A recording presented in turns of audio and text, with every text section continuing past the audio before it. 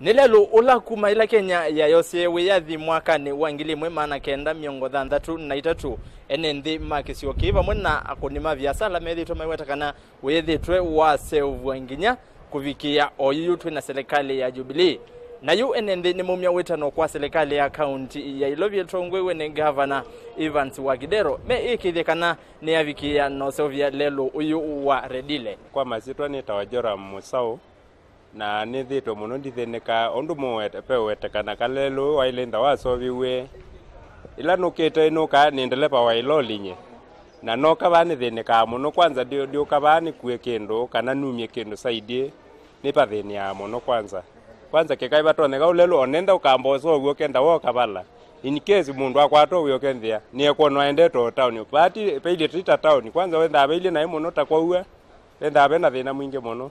Mimi nasema kwa uwezo wangu ningeomba serikali ya Kenya na serikali ya Evans Kidero kututengezea kama sisi wa Kenya tuwe watu ambaye tunaishi maisha mazuri.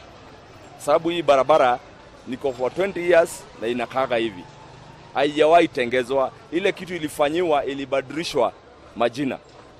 Kuna wakati walikuja Kidero na grupu yake wanatoa hiyo bao wanabadilisha na jina lingine. Inapigwa picha. Mimi naitwa Ben Muguna. Mimi ni mfanyikazi katika hizi area za Rendile Road. Tumekuwa na matatizo mengi sana kuhusu hii barabara. Kama sasa ukiangalia hapa kuna nyumba tuko nazo. Unapata sasa watu wamejenga nyumba hizi area lakini kupata tenant inakuwa ni ngumu. Kama sasa ukiangalia hapa kwetu tunapoteza karibu 1,000,000 kila mwezi in rent. Tulijenga nyumba tukamaliza 4 years ago. Mpaka saa hii tumejaribu kutafuta wateja wakija wakiangalia barabara wanaona hawawezi ingia hapa. Inakuwa ni shida. Tumejaribu kabisa kufuatilia hii mambo ya hii barabara. Na hata tukihoji wale watu walikuwa mbele yetu hapa. Mimi nimekuwa hapa karibu miaka 10. Lakini kufuatilia wale walikuwa mbele wanasema hakuna historia ya hii barabara kurekebishwa. Hii barabara kutoka ilipoundwa na mzungu haijawahi fanywa repair. Wakati wa Kenyatta haikuguswa. Miaka 24 za Moi haikuguswa.